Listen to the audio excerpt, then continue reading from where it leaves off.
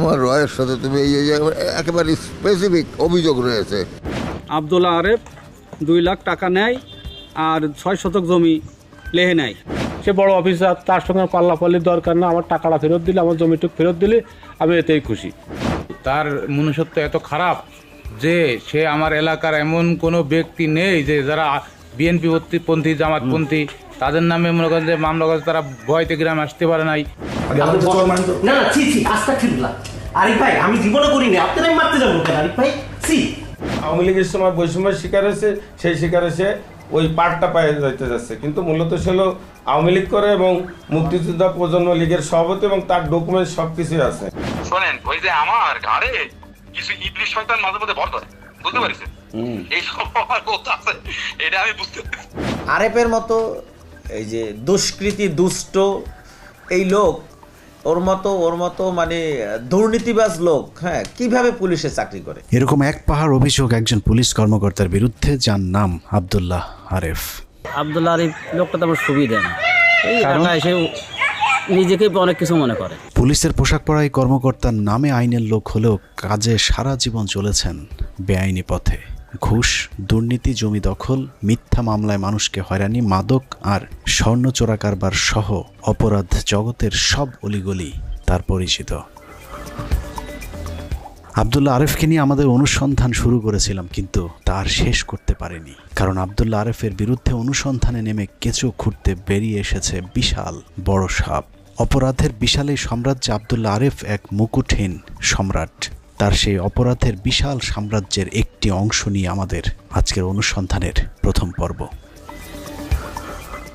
আব্দুল্লাহ আরেফকে নিয়ে অনুসন্ধান শুরুর আগে তার স্বভাব চরিত্রের একটু বর্ণনা দেওয়া যাক।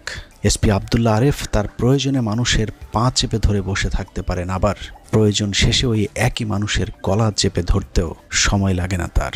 যে কোনো মানুষকে পটানোর কৌশলে পারদর্শী আব্দুল্লাহ আরেফ পুলিশের ক্ষমতা দেখিয়ে এক ব্যবসায়ীর বউকে তুলে দিয়ে এসেছিলেন সালমান এফ রহমানের হাতে। আবার সালমান এফ রহমান জেলে যাবার পর সেই ব্যবসায়ীর পায়ের জুতা খুলে নিজের গালে নিজেই চাপকেছেন। কেমন আছেন?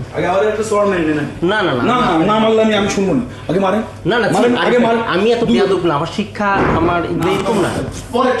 আরিফ ভাই, আপনি বসেন, আপনার সাথে কথা বলবো ভাই। আপনি এগুলা করেন না আরিফ ভাই, এগুলা করেন না। না ছি আস্তাগফিরুল্লাহ। আরিফ ভাই, আমি জীবনে করিনি, আপনারাই মারতে যাবো কেন আরিফ ভাই? ছি, আপনি এগুলা কি করেন? আপনি বসেন তো। 5 তারিখ ছাত্র জনতার অভ্যুত্থানের পর যে 2-4 জন পুলিশ কর্মকর্তার বাড়িতে হামলা হয়েছে, তার মধ্যে আব্দুল্লাহ আরেফ একজন। গেল 15 বছরে নিজের গ্রামের মানুষের উপর এত অত্যাচার করেছেন যে 5 আগস্টের পর মায়ের নামে করা গ্রামের স্কুল থেকে তার মায়ের নামটিও উপড়ে ফেলেছেন আব্দুল্লাহ আরেফের গ্রামের মানুষ।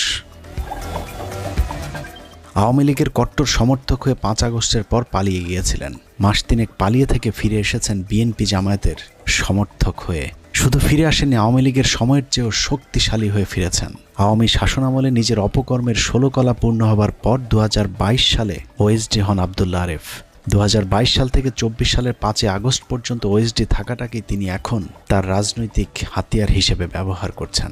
আমাকে দীর্ঘদিন ধরে হাসিনা সরকার আমাকে ওএসডি করে রেখেছে এবং আমাকে চাকরিচ্যুত করার পায়তারা করেছে, এবং হারুন এবং এই টাইপের কিছু পুলিশ, ক্রিমিনাল পুলিশ দিয়ে সে এই পুলিশ বাহিনীর নষ্ট করে ফেলেছে। এই হাতিয়ার ব্যবহার করে চাকরি ফিরে পেয়েছেন। সেই সাথে দাবি করছেন বিএনপি জামাত হবার কারণেই নাকি তিনি আওয়ামী লীগের সময় বঞ্চনার শিকার হয়েছিলেন। চলুন দেখা যাক 2022 সাল থেকে 2024 সাল পর্যন্ত 2 বছর কেন ওএসডি হয়েছিলেন আব্দুল্লাহ আরেফ। আব্দুল্লাহ আরেফ বিপ্লব, ইনার মার নাম হচ্ছে নাদিরা লাইজু চৌধুরী, নাদিরা লাইজু। তিনি সভাপতি হয়ে সভাপতির মেয়াদ শেষ হওয়া সত্ত্বেও উনি ভোটার তালিকার কেস দেখাইয়ে বিভিন্ন আমার হয়রানি করিয়ে আজ 24 সাল পর্যন্ত কোনো কমিটি করতে দেয়নি। উনি মধ্যে আজ সভাপতি আছে। উনি আওয়ামী লীগের লোক, সেই আওয়ামী লীগের প্রভাব খাটিয়ে উনি যা ইচ্ছে তাই করেছে। আব্দুল্লাহ আরেফ মানুষ হিসাবে কেমন সেটা জানতে প্রথমেই তার পরিবারের সাথে কথা বলেছিলাম। হঠাৎ বাড়ি থেকে খবর পেলাম যে আমার বাড়ি এবং আমার আমবাগান সব আমার ভাতিজা দখল করে নিয়েছে এবং এক রাতের ভিতরে দেয়াল গড়ে ফেলেছে। আমি তাড়াহুড়ো করে বাড়িতে গেলাম, যে দেখি যে সে আমার ঘরের অর্ধেক পর্যন্ত, সে আমার বসবাস করা ঘর অর্ধেক পর্যন্ত দখল করে নিয়েছে। আর আমার যে উঠানের দিকে যে জায়গা ছিল সেই জায়গা প্রায় 3 হাত সে দখল করে সেখানে সে বিল্ডিং পর্যন্ত করে ফেলেছে আর কি। ফয়জুল কবির আব্দুল্লাহ আরেফের আপন চাচা।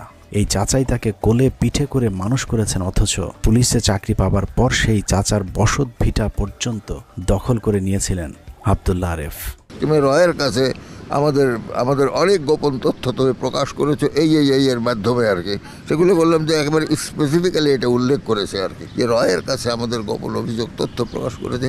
এ তো সন্দেহের বশে এরকম কোনো মানুষের বিরুদ্ধে যদি সন্দেহ হয় তাহলে তো চাকরিতে থাকা উচিত নয়, আর এটা তো একবার প্রমাণিত জিনিস, তারপরেও তার চাকরিটা রয়েছে।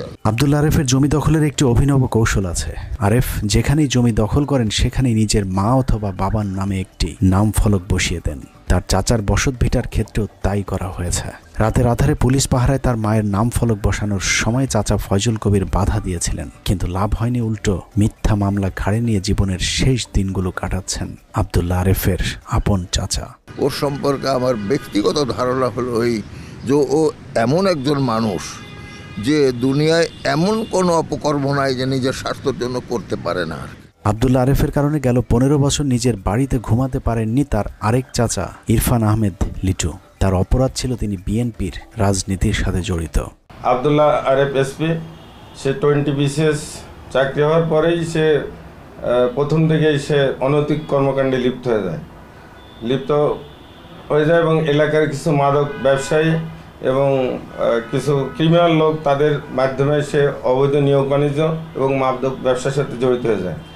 আমি তার এইটা বাধা দেওয়ার কারণে সে আমার প্রতি ক্ষুব্ধ হয় এবং বিভিন্ন টেকনাফ থেকে তেঁতুলিয়া, আপনার কয়রা, পাইকগাছা, ইন্দ্রকানী, এই বিভিন্ন জেলায়, গাজীপুর, মাগুরায় আমার বিরুদ্ধে ভুয়া মামলা দেয়, যেটা মামলার কোনো বাদী পাওয়া যায় না। নিজের জমি জায়গা থেকে শুরু করে ব্যবসা প্রতিষ্ঠান সবই দখল করেছিল আব্দুল্লাহ আরেফ। সেই সাথে এই চাচার নামেও দেশের বিভিন্ন স্থানে অর্ধ শতাধিক জ্বালাও পোড়াওয়ের মামলা দিয়েছিল আব্দুল্লাহ আরেফ। আব্দুল্লাহ আরেফের মতো লোক যদি এই পুলিশ ডিপার্টমেন্টে থাকে আর এক র এজেন্ট সেট করবে। আব্দুল্লাহ আরেফ যখন যার সঙ্গে বন্ধুত্ব করেছেন তাদের সাথেও বেইমানি করেছেন। নিজের আত্মীয় স্বজনদের যেমন ঠকিয়েছেন ঠিক একই রকমভাবে জালিয়াতির মাধ্যমে তার ব্যবসায়িক পার্টনারদেরকেও ঠকাতেন। জেডএম রানা নামে ঢাকার এক ব্যবসায়ী অভিযোগ করেছেন আব্দুল্লাহ আরেফের সাথে একসঙ্গে ব্যবসা শুরু করেছিলেন। ব্যবসা চলাকালীন হঠাৎ করে তার বিরুদ্ধে মিথ্যা মামলা দিয়ে তার কাছ থেকে ব্যবসার পুরো নিয়ন্ত্রণ নিয়ে নেন আব্দুল্লাহ আরেফ। একজন পুলিশ কর্মকর্তা, তার বিরুদ্ধে অভিযোগ উঠবে, তিনি আমার নামে মিথ্যা মামলায় দায়ী থাকবে, আমি তো অবশ্যই এটার বিচার চাবো, আমি এটার শাস্তি চাবো। পরিবার, বন্ধুবান্ধব, গ্রামের মানুষ কেউই আব্দুল্লাহ আরেফের হাত থেকে রক্ষা পায়নি। তার নিজ এলাকায় ক্ষমতার প্রভাব দেখিয়ে নিজের বাবার নামে সড়কের নামকরণ করেছিলেন। গ্রামের স্কুলটাও বাদ যায়নি আরেফের হাত থেকে। গায়ে মানে না আপনি মোড়ল আরেফ গ্রামের স্কুল দখল করে সেখানেও মায়ের নামে নাম ফলক বসিয়ে দিয়েছিলেন। সেই থেকে পুরো স্কুলের সবকিছু আব্দুল্লাহ আরেফের নিয়ন্ত্রণে চলেছে। আরেফের মাকে স্কুলের সভাপতি বানানো হলেও আরেফ নিজেই সবকিছু নিয়ন্ত্রণ করতেন, এমনকি কাগজপত্রেও নিজেই সই করে স্কুলের টাকা পয়সা আত্মসাৎ করতেন। 5 আগস্ট গণ অভ্যুত্থানের দিন গ্রামবাসী স্কুলের ভবন থেকে তার মায়ের নামটি মুছে ফেলেন। গত সরকারের আমলে তার মাতাকে আমাদের গ্রামের স্কুলের সভাপতি বানিয়েছিল গণতান্ত্রিকভাবে এবং তার মাতার নামে ওই স্কুলে ভবন নির্মাণ করা হয়েছে। আব্দুল্লাহ আরেফ বিপ্লব, ইনার মার নাম হচ্ছে নাদিরা লাইজু চৌধুরী, নাদিরা লাইজু। তিনি সভাপতি হয়ে সভাপতির মেয়াদ শেষ হওয়ার সত্ত্বেও উনি ভোটার তালিকার কেস দেখাইয়ে বিভিন্ন আর হয়রানি করিয়ে আজ 24 সাল পর্যন্ত কোনো কমিটি করতে দেয়নি। উনি মধ্যবর্তী আজ সভাপতি আছে। এমনিতে ওনার পদটা বড়, পদ পদবি বড়, তাছাড়া উনি আওয়ামী লীগের লোক। সেই আওয়ামী লীগের প্রভাব খাটিয়ে উনি যা ইচ্ছে তাই করেছে। ঘুষ হিসাবে পুলিশ সাধারণত নগদ টাকা নিল, আব্দুল্লাহ আরেফ ঘুষ হিসাবেও মানুষের জমি জায়গা দখল করতেন। নানা ধরনের মামলার ফাঁদে ফেলে মানুষকে বাধ্য করতেন তাদের জমি জায়গা আব্দুল্লাহ আরেফের নামে লিখে দিতে। আব্দুল্লাহ আরেফ উনি যদি একটু আমার মামলাটার দিকে একটু সুনজর দিত আমি বিচারটা পাইতাম, কিন্তু ওনার কারণে আমার মামলাটা একদম পুরা নষ্ট করে ফেলেছে। উনি এমনভাবে নষ্ট করছে, উনি প্রত্যেকটা আসামির থেকে, বড় বড় আসামির থেকে টাকা খায়া আমার মামলার ধ্বংস করে দিচ্ছে। 2008 সালে সিআইডির অতিরিক্ত বিশেষ পুলিশ সুপার থাকাকালে যুক্তরাষ্ট্র প্রবাসী ব্যবসায়ী ফারুক আহমেদ ভুইয়া ও তার বাড়ির কাজের মেয়ে খুন হন। চাঞ্চল্যকর এই মামলাটি তদন্তের দায়িত্ব পায় তৎকালীন সিআইডির কর্মকর্তা আব্দুল্লাহ আরেফ। মামলার বাদী ফরহাদের অভিযোগ, স্ত্রীর পরকীয়ায় ধরা পড়ার কারণে হত্যার শিকার হয়েছিলেন তার ভাই ফারুক ভুইয়া ও বাড়ির কাজের মেয়ে। অথচ সেই মামলার ঘুষ হিসাবে মামলার আসামির কাছ থেকে তার বাড়ি লিখে নেন আব্দুল্লাহ আরেফ। বিনিময়ে মামলা থেকে আসামিদেরকে বাঁচিয়ে দেন। মহিদুর রহমান মহিদ, উনি প্রবাসী পল্লীর এমডি। ওনাকে এই মামলার থেকে অব্যাহতি দেওয়ার জন্য উনি আমেরিকা এবং ইংল্যান্ডে যায়। মহিদুর রহমান মহিদ থেকে উনি 1 কোটি টাকা দামের একটা প্লট পায় আপনার ইকবাল রোডে। এই প্লটটা পায়ে ওরে এই মামলার থেকে অব্যাহতি দেয়। এবং আমাদের মামলার যত আসামি আছে, প্রধান আসামি আমার ভাইয়ের ওয়াইফ এবং ওই সাইফুল ইসলাম, সিজার, ফয়সাল, তারপরে রাবেয়া, এদের থেকে কোটি কোটি টাকা উনি খায়া আমাদের মামলাটাকে ধ্বংস করে দিচ্ছে। একইভাবে মামলার ফাঁদে ফেলে রাজধানীর গুলশানে একটি পুরো ভবনের মালিক হয়েছেন আব্দুল্লাহ আরেফ, যেটির বর্তমান বাজার মূল্য প্রায় 100 কোটি টাকা। অনুসন্ধানে জানা যায় একজন বিধবা নারীর কাছ থেকে ওই ভবনটি জোর করে লিখে নেয় আব্দুল্লাহ আরেফ। আরেফের ভয়ে ভুক্তভোগী ওই নারী কথা না বলতে চাইলেও 15 মিনিটসের অনুসন্ধানী দল নিশ্চিত হন বাড়িটির বর্তমান মালিক আব্দুল্লাহ আরেফ। ও আচ্ছা, ওনার মার নামে। এভাবেই মামলার ভয় দেখিয়ে দেশের বিভিন্ন জায়গায় শত শত একর জমি হাতিয়ে নিয়েছেন ভূমিক্ষেক আব্দুল্লাহ আরেফ। 15 মিনিটসের অনুসন্ধানে ঢাকার মানিকগঞ্জ এলাকায় আব্দুল্লাহ আরেফের প্রায় 58 বিঘা জমির সন্ধান পাওয়া যায়। স্থানীয় মানুষজনের সাথে কথা বলে জানা যায় এসব জমির কিছু অংশ তিনি অবৈধ টাকা দিয়ে কিনেছেন, বাকিটা মানুষের কাছ থেকে জোর জবরদস্তি করে দখল করেছেন। ওই একসাথে কিনছিল রাস্তার ওই পার আসলে 3-4 শতাংশ জায়গা, ওই 3-4 শতাংশ কোম্পানি নিয়ে গেছে, আর এই ডোনার দই রয়েছে। মানিকগঞ্জের সিংগাইরে হানিফ সংকেতের রিসোর্টের ঠিক উল্টো পাশে এক দাগে যত দূর চোখ যায় তার সব জমি আব্দুল্লাহ আরেফের দখলে। অভিযোগ রয়েছে জোরপূর্বক মামলার ভয়ভীতি দেখিয়ে বহু কৃষকের কাছ থেকে জমি দখল করে নিয়েছেন আব্দুল্লাহ আরেফ। আবাদি জমি ছাড়াও মানিকগঞ্জে একটি আলিশান বাগান বাড়ি তৈরি করেছেন আব্দুল্লাহ আরেফ। এসব বিষয়ে মানুষের কাছে জানতে চাইলে এখনো মানুষের মধ্যে আতঙ্ক লক্ষ্য করা গেছে। এখান থেকে আপনার একদম নদী পর্যন্ত আর কি ওই এসপি সাহেবের জায়গা, আর এর বেশি কিছু আর জানি না, কিন্তু আপনার অনেক লোকেই জানে। আর এই যে আপনার এই পাশে যে বিল্ডিংটা, এই যে খোলার সাথে মিশন ওই যে বিল্ডিংটা, ওই যে এটার বাইরেও নাকি এখানে আরো জায়গা আছে? জায়গা ছিল একটু সামনে আপনার রাস্তার এই পাশে 2 শতক না 1.5 শতক, ওটুকু ধরেন এই যে মালিকের জায়গা নিয়েছিল ওটুকু নিয়ে এনেছে। মানিকগঞ্জের মতো কেরানীগঞ্জের কলাতিয়া ইউনিয়নের এক দাগে প্রায় 10 বিঘা পরিমাণ জমির সন্ধান মিলেছে। আব্দুল্লাহ আরেফের দখল করা কেরানীগঞ্জের জমি দেখভালের জন্য তিনি নিয়োগ করেছেন তার নিয়োজিত গুন্ডা বাহিনী, যারা সংবাদ সংগ্রহ করতে গেলেও নানাভাবে ভয়ভীতি দেখানোর চেষ্টা করতে থাকেন। কেরানীগঞ্জের এসব জমিও প্রভাব খাটিয়ে দখল করা হয়। এখানেও তার সে পুরাতন কৌশল কাজে লাগিয়েছেন আব্দুল্লাহ আরেফ। নিজের বাবা মায়ের নামে মসজিদ মাদ্রাসা করার অজুহাতে ওই এলাকার বিভিন্ন মানুষের জমি জায়গা দখল করে নিয়েছেন আব্দুল্লাহ আরেফ। সারা দেশ জুড়ে আব্দুল্লাহ আরেফ এরকম আরও কত জায়গায় কত মানুষের জমি জায়গা দখল করেছেন তার কোনো ইয়ত্তা নেই। এসব নিয়ে বিভিন্ন সময় তার বিরুদ্ধে পুলিশ ডিপার্টমেন্টে বিভিন্ন অভিযোগ গিয়েছে। আমাদের হাতে আসা স্বরাষ্ট্র মন্ত্রণালয়ের জননিরাপত্তা বিভাগের উপসচিব তাহমিনা বেগম স্বাক্ষরিত 23/10/2017 সালে খুলনা মেট্রোপলিটন পুলিশে কর্মরত অবস্থায় আব্দুল্লাহ আরেফের 2 জন বডিগার্ড সাবেক কনস্টেবল আব্দুল্লাহ আল মামুন এবং মোহাম্মদ মাসুদুর রহমানকে বেআইনিভাবে মাগুরার বাড়িতে প্রেরণ করে বিতর্কিত জমিতে দাঁড় করিয়ে রেখে পুলিশি ভয় দেখিয়ে স্থানীয় জনৈক বদর ওরফে মিন্টুর সহযোগিতায় দেয়াল নির্মাণ করে অবৈধভাবে দখল করার অভিযোগ করা হয়। জমিটি অন্যের তা জানা সত্ত্বেও কিভাবে মায়ের নামে নাম ফলক স্থাপন করা হয় তারও জবাব চাওয়া হয়েছে ওই চিঠিতে। এছাড়া জমি সংক্রান্ত মাগুরার সহকারী জজ আদালতে 79/2017 এবং মাগুরা অতিরিক্ত জেলা ম্যাজিস্ট্রেট আদালতে 62/2017 নম্বর মামলা চলমান থাকার পরেও আদালতের আদেশ অমান্য করে জমি দখল করতে যাওয়ার কারণেও আব্দুল্লাহ আরেফের বিরুদ্ধে কৈফিয়ত তলব করা হয়েছে মন্ত্রণালয়ের আরেকটি চিঠির মাধ্যমে। এছাড়াও স্বরাষ্ট্র মন্ত্রণালয় থেকে আদেশপ্রাপ্ত হয়ে বিগত 15 বছরে সারা দেশে বিভিন্ন মানুষের নামে মিথ্যা মামলা দিয়ে হয়রানি করার সত্যতা তুলে ধরে হাইওয়ে পুলিশ ঢাকা রেঞ্জের ডিআইজি মোহাম্মদ শফিকুল ইসলাম আব্দুল্লাহ আরেফের বিরুদ্ধে বিভাগীয় ব্যবস্থা গ্রহণের সুপারিশ করেন। খুলনা মেট্রোপলিটনে যাবার আগে বিমানবন্দরে এপিবিএনে থাকা অবস্থায় তার বিরুদ্ধে স্বর্ণ চোরাচালানের অভিযোগ ওঠার পর তাকে খুলনাতে বদলি করা হয়। ফরিদপুরে নৌ পুলিশের পুলিশ সুপার থাকা অবস্থায় 2019 সালে যশোর বেনাপোলে ইমিগ্রেশন পুলিশের কনস্টেবল দেবপ্রসাদ সাহার সঙ্গে একাধিকবার যোগাযোগ করেন আব্দুল্লাহ আরেফ। রাষ্ট্রদ্রোহের মামলায় সাময়িক বরখাস্ত হয়ে বর্তমানে কারাগারে আছেন দেবপ্রসাদ সাহা। 2017 সালের 27শে জুন এবং 2019 সালের 14ই মার্চ দুবার সরকারি আদেশ ছাড়া বেনাপোল ইমিগ্রেশনের মাধ্যমে ভারতে প্রবেশ করেন আরেফ। রয়ের এজেন্ট হিসেবে পরিচিত দেবপ্রসাদ সাহাকে ভারতীয় নাগরিক এবং রয়ের আরেক এজেন্ট পিন্টুর সঙ্গে মধ্যস্থতা করিয়ে দেওয়ার অভিযোগ ওঠে আব্দুল্লাহ আরেফের বিরুদ্ধে। তাদের সাথে মিলে বাংলাদেশ সেনাবাহিনীর গুরুত্বপূর্ণ তথ্য ভারতে পাচার করার অভিযোগ উঠেছিল তার বিরুদ্ধে, যার পরবর্তীতে আটক হওয়া কনস্টেবল দেবপ্রসাদের বক্তব্যে প্রমাণিত হয়। এছাড়া কর্তৃপক্ষের অনুমতি না নিয়ে জাতীয় হিন্দু মহাজোটের মতো সাম্প্রদায়িক সংগঠনের উপদেষ্টা হিসেবে স্বেচ্ছায় মনোনয়ন নেন আব্দুল্লাহ আরেফ। এসব কারণে 2020 সালে কাজী জিয়াউদ্দিনের জারিকৃত কৈফিয়ত তলবনামায় আব্দুল্লাহ আরেফকে দোষী সাব্যস্ত করা হয়।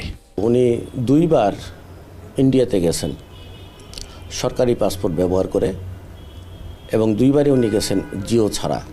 তদন্ত করার পরেও ঘটনাগুলি কিন্তু প্রমাণিত হয়েছে, কারণ এগুলি ডকুমেন্টেড বিষয়। 2020 সালে বাংলাদেশ পুলিশের অতিরিক্ত ডিআইজি কাজী জিয়াউদ্দিনের একটি কৈফিয়ত তলবনামায় উল্লেখ করা হয়েছে 2017 এবং 2019 সালে বিদেশি গোয়েন্দা সংস্থার এজেন্টদের সঙ্গে সরাসরি যোগাযোগ করেন আব্দুল্লাহ আরেফ। সরকারি কর্মকর্তা হিসেবে দেশের বাইরে যেতে রাষ্ট্রের অনুমতি বা জিও লেটার নেওয়া বাধ্যতামূলক হলেও ভারতে বারবার যাওয়া আসা করলেও তিনি সরকারের কোনো অনুমতি নেননি, যা সরকারি চাকরির বিধিমালার সরাসরি পরিপন্থী। এসব অভিযোগের তদন্ত শুরু হলে আব্দুল্লাহ আরেফ চাকরি হারানোর আশঙ্কায় আরও বেশি বেপরোয়া হয়ে ওঠেন। মাগুরায় সদর উপজেলার হাজিপুর ইউনিয়নের ফুলবাড়িতে 2017 সালে মিন্টু ওরফে বদন নামের এক মাদক ব্যবসায়ীকে কেয়ারটেকার হিসাবে রেখে এলাকায় আব্দুল্লাহ আরেফের নিজের বাড়িতে গড়ে তোলেন মাদকের সাম্রাজ্য। এলাকায় সবাই বিষয়টি জানলেও তার বিরুদ্ধে কথা বলার সাহস পায়নি কেউ, কারণ আব্দুল্লাহ আরেফ নিজেকে শেখ হেলাল এবং শেখ তন্ময়ের ব্যবসায়িক পার্টনার হিসেবে এলাকায় পরিচয় দিতেন। এছাড়া মাগুরার আওয়ামী লীগের সাবেক এমপি সাইফুজ্জামান শেখরের সঙ্গে সম্পর্ককেও মাদক ব্যবসার কাজে লাগাতেন আব্দুল্লাহ আরেফ। আব্দুল্লাহ আরেফের বিরুদ্ধে বিভাগীয় এসব মামলার বিষয়টি গোপন রেখে এলাকায় নিজেকে ডিআইজি পরিচয় দিতেন। সেই পরিচয়ে মানুষকে চাকরি দেওয়ার কথা বলে হাতিয়ে নিয়েছেন কয়েক কোটি টাকা, যদিও তাকে টাকা দিয়ে এখন পর্যন্ত পুলিশে কেউ চাকরি পায়নি। এই অবস্থা যখন হয়ে যায় তখন আমি এই এখন আর যেহেতু সে বড় অফিসার, তার সঙ্গে তো পাল্লা ফাল্লে আমি দিতে পারিনি, কোনো কিছু করতে পারতেছি না। আমি অসহায় অবস্থায়, এখন আমার ছেলে রাজমিস্ত্রির কাজ করে, আমি খুব অসহায় হয়ে গেছি, আমি কাজ করে খাই। এখন আমার ছেলে জামাই 9-10টা পেয়ার, আমি কীভাবে কি চালাবো স্যার? এখন আমি চাই সে বড় অফিসার, তার সঙ্গে পাল্লা পাল্লির দরকার না, আমার টাকাটা ফেরত দিলে, আমার জমিটুক ফেরত দিলে আমি এতেই খুশি। আরেফের লোকেরা আর এরা হচ্ছে মাদক ব্যবসা করতে। এরা আব্দুল্লাহ আরেফকে টাকা দিয়েও চাকরি না পাওয়া মানুষের সংখ্যা প্রায় 100 খানেক। চাকরি না পেয়ে প্রতারিত হবার পর ভুক্তভোগী এসব মানুষ আব্দুল্লাহ আরেফের কাছে টাকা ফেরত চাইতে আসলে তাদের বিরুদ্ধেও মামলা দিয়ে হয়রানি করেছেন আব্দুল্লাহ আরেফ। আব্দুল্লাহ আরেফ সাহেব বললেন যে স্বামী তুমি এক্সট্রা না দিলা, তাই যাই হোক আমি তোমার ছেলের একটা চাকরির ব্যবস্থা করে দেবো। নিয়োগ পত্র যখন দেখাইলো তখন বললাম যে ঠিক আছে স্যার, কয় যে আর একটা ছেলে লাগবে, তোমার কি আছে নাকি? তখন আমি বললাম যে আমার সুমন্দির ছেলেও আছে। যখন উনি নিয়োগপত্র দিয়েছেন তখন আমি দেখলাম যে এটা ভুয়া। তখন আমি বললাম যে স্যার আপনি আমার টাকাগুলো ব্যাক করেন, তখন আজ দেবো কাল দেবো বইলা সে আমাকে ঘড়িমুষি করতেছে। 2014 সালে আমার জামার চাকরি আব্দুল্লাহ আরেফ দেয়ার বলে সে আমার ফেরতও দিই নেই, আর এই টাকা চাতে গেলে আমার বাড়িগত ভাঙচুর করে দেয়। মামলাবাজিতে তিনি এতটাই বেপরোয়া হয়ে উঠেছিলেন যে মৃত মানুষের নামেও মামলা দিয়ে তাদের পরিবারকে হয়রানি করেছেন।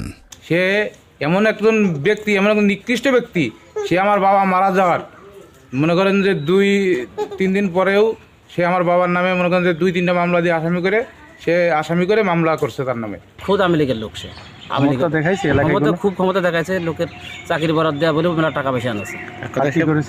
আর এখানে সে মারামারি উড়ি ছাড়া সে মানে কোনোটাই থাকে না, সে আছে ধীরে কোনো ভয় থাকে না। এলাকার মানুষকে মামলা দিয়ে হয়রানি করার পাশাপাশি মামলার ভয় দেখিয়ে নিজের সম্মানও বাগানোর চেষ্টা করেছেন।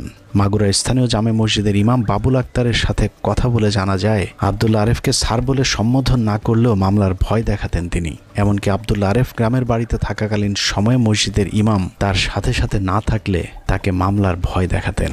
যখন আব্দুল্লাহ আরেফ এসপি বাড়িতে আসতেন, উনি সার্বক্ষণিক সময় আমাকে ওনার সঙ্গে সঙ্গ দিতে বলতেন। তখন আমি চিন্তা করতাম যে ওনার সঙ্গে সঙ্গ দেবো কী করে, কারণ গ্রামের মানুষ ওনাকে ভালোবাসে না, বিভিন্ন জায়গায় বিভিন্ন ওনার নিয়ে সমালোচনা হয়, এই জন্যে আমি ওনার থেকে দূরে থাকতাম। হ্যাঁ, উনি মনে করতো যে ইমাম সাহেব আমার সাথে থাকলে আমার ভাবমূর্তিটা বাড়বে এবং ভালো মানুষ বলে আমি পরিচিত হব। তিনি যেখানে চাকরি করেছেন সেখানেই প্রতারণার ছাপ রেখে এসেছেন। আশপাশের চায়ের দোকান থেকে শুরু করে ফটোকপির ব্যবসায়ী পর্যন্ত অভিযোগ করেছেন 2-4 টাকার কাগজপত্র ফটোকপি করেও আব্দুল্লাহ আরেফ কখনোই বিল পরিশোধ করেছেন এমনটি হয়নি। কিন্তু প্রায় সময় খুচরা কাছে যা কাজ করায় পাওয়া যায় না সচরাচর, বাংতিনে পরে দিচ্ছে এই বইলে মনে করেন তারা দেখায় চলে যায়। এসব অভিযোগের পর 2022 সালে বাংলাদেশ পুলিশ থেকে আব্দুল্লাহ আরেফকে ওএসডি করা হয়। 2022 সাল থেকে 24 সালের 5 আগস্ট পর্যন্ত এসব অপকর্মের দায়ে ওএসডি হয়েছিলেন পুলিশের এই দুর্নীতিবাজ কর্মকর্তা। কিন্তু রহস্যজনক কারণে 5 তারিখের পর তাকে আবারও ডিএমপির অ্যান্টি টেরোরিজমের মতো গুরুত্বপূর্ণ শাখায় বসানো হয়েছে। আব্দুল্লাহ আরেফ প্রভাবশালী এক ব্যক্তির তদবিরে চাকরি ফিরে পেয়েছেন বলে আমাদের কাছে তথ্য রয়েছে। প্রভাবশালী ব্যক্তির কাছে নিজেকে আওয়ামী লীগ সরকারের সময় নির্যাতিত কর্মকর্তা হিসেবে নিজেকে পরিচয় করিয়েছেন আব্দুল্লাহ আরেফ। কিন্তু চলুন দেখা যাক আব্দুল্লাহ আরেফ আসলে আওয়ামী লীগ সরকারের সময় কতটা বৈষম্যের শিকার হয়েছিলেন। 1990 সালে আমি শিবির করতাম, আমাদের এগুলো সব জায়গায় আছে। নিজেকে এখন শিবির নেতা হিসেবে পরিচয় দিলেও আব্দুল্লাহ আরেফের কর্মজীবন শুরু হয়েছিল ছাত্রলীগ পরিচয় দিয়েই। আব্দুল্লাহ আরেফের কর্মজীবন শুরু হয় বিমান বাহিনীতে চাকরির মধ্য দিয়ে। এয়ারফোর্সে কমিশনার হিসেবে কর্মরত থাকা অবস্থায় চাঁদাবাজির দায়ে চাকরি থেকে বহিষ্কার করা হয় তাকে। এরপর 1996 সালে আওয়ামী লীগ ক্ষমতায় আসার পর মুজিবকে নিয়ে পিতার কবরের চিহ্ন নেই শিরোনামে চটি বই লিখে ছাত্রলীগ কোটায় পুলিশে চাকরি নেন আব্দুল্লাহ আরেফ। পুলিশে চাকরি নেওয়ার সময় বিমান বাহিনীতে তার বহিষ্কারের বিষয়টি গোপন রাখেন, যা আইনত দণ্ডনীয় অপরাধ। বাকপটু প্রকৃতির এই কর্মকর্তা শেখ হাসিনাকে মা ডেকে পায়ে সালাম করে অল্প কদিনেই শেখ হাসিনার আস্থাভাজন হয়ে উঠেছিলেন। তারপর থেকেই শুরু হয় আব্দুল্লাহ আরেফের অন্ধকার জীবনের সূচনা। ভূমি দখল, স্বর্ণ চোরাচালান, মাদক কারবারি সহ বহু অপরাধে জড়িয়েছেন আব্দুল্লাহ আরেফ। যখন যেখানে পোস্টিং দেওয়া হয়েছে সেখানেই চাঁদাবাজি আর দখলবাজের সাথে নিজেকে জড়িয়েছেন। নিজেকে আওয়ামী লীগের সময় বঞ্চিত দাবি করলেও হাসিনা সরকারের সময়েও আব্দুল্লাহ আরেফ চাকরি করেছেন শেখ পরিবারের আস্থাভাজন হিসেবে।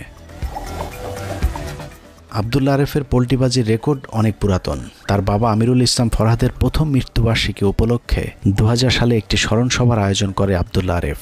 ওই অনুষ্ঠানে আলোচকের তালিকায় থাকা আব্দুল্লাহ আরেফের নামের পাশে কেন্দ্রীয় সভাপতি, মুক্তিযোদ্ধা প্রজন্ম পরিষদ, জাতীয় কার্যকরী কমিটির সদস্য, বঙ্গবন্ধু যুব পরিষদ ও শহীদ ফরহাদের সুযোগ্য পুত্র হিসেবে আব্দুল্লাহ আরেফের পরিচিতি উল্লেখ করা আছে।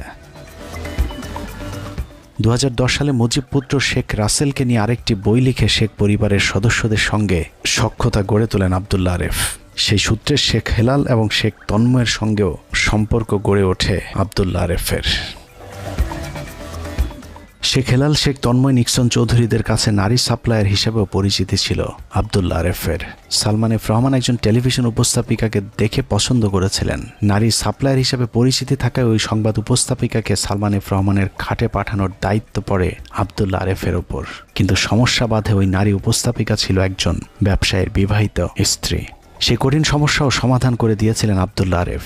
ইন্ডেক্স গ্রুপের চেয়ারম্যানের স্ত্রীকে তুলে দিয়ে আসেন সালমান এফ রহমানের হাতে। বাংলাদেশ টেলিভিশনের ব্যবসা বাণিজ্য ভিত্তিক নিয়মিত আয়োজন বিজনেস আওয়ারে জাকিয়া তাজিন সঙ্গে আছি আপনাদের। ইন্ডেক্স গ্রুপের চেয়ারম্যান তার স্ত্রীকে জোর করে সালমান এফ রহমানের কাছে দিয়ে আসার বিষয়টি 5 তারিখে হাসিনার পতনের আগ পর্যন্ত কাউকে বলতে পারেননি। কিন্তু 5 আগস্ট হাসিনার বিদায়ের পর সালমান এফ রহমান জেলে গেলে ইন্ডেক্স গ্রুপের চেয়ারম্যান বিষয়টি মানুষের সামনে নিয়ে আসার হুমকি দেন। আর তাতে আব্দুল্লাহ আরেফ দৌড়ে ছুটে যান ইন্ডেক্স গ্রুপের চেয়ারম্যানের কাছে।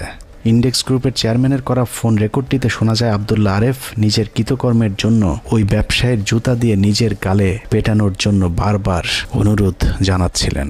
আপনি বসেন, আপনার জন্য আমি কত কাজ কি করছি জানেন? আপনি বসেন। আপনি আমার ভুল বুঝলেন। আমার আচ্ছা, ভুল বুঝি নাই, আপনার সাথে আমার কালকে কথা হয়েছে, আপনি কাঁদছেন ভাই, আপনি হজের কথা বলছেন। আমি হজ করেছি, আমি আপনার জন্য ওই শালাকে আমি চিন্তা না, আমি সমস্ত ঘটনা বলছি। 2022 সাল থেকে 2024 সাল 2 বছর ওএসডি থাকাকালীনও তার অপরাধ কমেনি। কিছু চাঁদাবাজ ইউটিউবার এবং ডিবি প্রধান হারুনের সঙ্গে আব্দুল্লাহ আরেফ গড়ে তোলেন ভয়ঙ্কর এক চাঁদাবাজির চক্র। সেই চক্রের খপ্পরে পড়া একজন শেখ নিয়ামুল করিম রাসেল, যার কাছে আমরা জানতে পারি ভয়ঙ্কর সেই চক্র কিভাবে মানুষকে সর্বশান্ত করত। আরেফের মূল বিজনেস ছিল, আরেফ চাকরিচ্যুত হওয়ার পর ডিবি হারুনের যত প্রপার্টি সব কিছু আরেফ এবং আরেফ ডিবি হারুনের টাকা পয়সা যেখানে যত যা কিছু ছিল, হ্যাঁ, সব কিন্তু আরেফ নিয়ন্ত্রণ করতো। আরেফ টাকা টোকা তুলতো। আরেফ এই যে না চাঁদনি, তারপরে এই যে নাজমুল সাকিব, এদের একটা প্যাকেজ ছিল। আরে লোক খুঁজা বের করতো, নাজমুল সাকিবের দিয়ে ভিডিও করতো, তারপরে ডিবি হারুন দিয়ে ধরাইতে, তারপরে টাকা নিত। সে আমাকে বিভিন্ন লোক দিয়ে বলছে মামলা উঠাই নে, নাইলে আমি আমার এই অস্তিত্ব বিলীন করে দেবে। এইটা আমি পাঠাইছি মাননীয় স্বরাষ্ট্র উপদেষ্টা বরাবর পাঠাইছি এজাহার এবং আমার দরখাস্তটা, তারপরে মাননীয় আইজি সাহেবের কাছে পাঠাইছি, মাননীয় স্বরাষ্ট্র সচিবের কাছে পাঠাইছি, তারপরে ডিবি প্রধান ওনার কাছে পাঠাইছি, অ্যান্টি টেররিজমের যে প্রধান ওনার কাছে পাঠাইছি, এবং ডিএমপি পুলিশ কমিশনার ওনার কাছে পাঠাইছি। চাঁদনি মেয়েটা হলো ও তো হোটেলে ড্যান্স করে এবং নাচ করে, ওর কাজই এইটা। এই চাঁদনি মেয়েটা আরেফ এবং ডিবি হারুন এবং এই যে নাজমুল সাকিব, এই চাঁদনি পরিচয় দিত যে আমি নাজমুল সাকিবের ওয়াইফ। অনুসন্ধানের এই পর্যায়ে বেরিয়ে আসে ওই চক্রের এক নারীর সন্ধান, যার নাম চাঁদনি। জানা যায় চাঁদনি নামের ওই নারী তাদের এই চক্রেরই একজন স্ত্রী, যাকে ফাঁদ হিসাবে ব্যবহার করে বিভিন্ন মানুষকে তাদের হাতে জিম্মি করা হয়। অনুসন্ধানে এতক্ষণ আব্দুল্লাহ আরেফের বিরুদ্ধে যে সব অভিযোগ করা হয়েছে, সে অভিযোগ প্রমাণের জন্য তদন্ত করার প্রয়োজন নেই, কারণ আব্দুল্লাহ আরেফ তার নিজের মুখেই তার সব অপরাধ স্বীকার করেছেন। 5 তারিখের পর নিজের আসন্ন বিপদের কথা মাথায় রেখে এতদিন ধরে যাদের উপর জুলুম নির্যাতন করেছেন তাদেরকে ফোন করে ক্ষমা চাওয়া শুরু করেছেন আব্দুল্লাহ আরেফ। বিভিন্ন মানুষকে ফোন করে ক্ষমা চাওয়ার এরকম কয়েকটি ফোন রেকর্ড আমাদের হাতে পৌঁছেছে। মুঠো ফোনে তিনি যার সঙ্গে কথা বলছেন তার কাছে আব্দুল্লাহ আরেফ স্বীকার করেছেন এপিবিএনে থাকা অবস্থায় স্বর্ণ চোরাচালানের সঙ্গে জড়িত ছিলেন তিনি। আব্দুল্লাহ আরেফের 2টি পাজেরো জিপ রয়েছে। বহুত বলেছি আমি তোমার সাথে মিললে তোমার অফিসে গেছি, এ করেছি, ও গেছি, তুমি ওই যে 10 ভরি স্বর্ণ ওই যে নিলে, তা আমি কি তোমার কারো কাজ বলে বেড়াচ্ছি? সেটা তো গাড়ি দুটি ডিআইজি পরিচয় দিয়ে ব্যবহার করতেন আব্দুল্লাহ আরেফ। এসব গাড়িগুলো মূলত তিনি তার মাদক ব্যবসার কাজে লাগাতেন, যে বিষয়টিও তিনি টেলিফোনে স্বীকার করেছেন। একটা এসপির ঘরে না, একটা নাম করা সন্ত্রাসী মাদক ব্যবসা এসপির ঘরে ঢুকারই সাহস পাবে না। না ওটা তো তখন যে স্কুল নিয়ে জায়গা নিয়ে তুমি কন্ট্রোভার্সিয়াল কথা বলো, স্কুল নিয়ে যতই হোক, তা আমার কাছে মাদক ব্যবসায়ী কেন ঢুকবে? না আমি বলছি জায়গা জমি নিয়ে স্কুল নিয়ে তখন হয়তো ব্যবহার করছি, সেটাই বলছি। তাহলে তুমি ভুল হয়ে গেছে। আমি তো বলতেছি এটা তো ভুল হয়েছে, আমি তো বলতেছি এটাই তো ভুল। তাহলে তুমি মাদক ব্যবসায়ীদের তুমি চাষার জায়গা দখল করবা। আচ্ছা ওটা তো আমি লাথি মেরে দিছি, তারপরেও আছে, সেদিনকেও তুমি রাখছো, সেদিনকেও গেছে। এসব অপকর্মের কারণ হিসেবে নিজের উপর মাঝে মধ্যে ইবলিশ শয়তান ভর করে বলে দাবি করেছেন আব্দুল্লাহ আরেফ নিজেই। না তো যে মামলায় আটকাতো সে মামলা দিয়ে লাভ ডাকি, পচা মামলা দিয়ে লাভ ডাকি। শোনেন, ওই যে আমার ঘাড়ে কিছু ইবলিশ শয়তান মাঝে মধ্যে ভর করে, বুঝতে পারছেন? এই সব আমার কথা আছে, এটা আমি বুঝতে পারছি। এই ইবলিশ শয়তানটা তাড়াতে হবে, চেষ্টা করতেছি কন্ট্রোল করার নিজেরে। এত অপরাধের পরেও নিজেকে এখন বিএনপি জামায়াত দাবি করে চাকরি বাগিয়ে নিয়েছেন আব্দুল্লাহ আরেফ। সেই সাথে সমাজে ঘুরে ঘুরে এখন নীতিবাক্য ঝাড়তে শুরু করেছেন কিভাবে পুলিশকে সুপথে আনা যায়।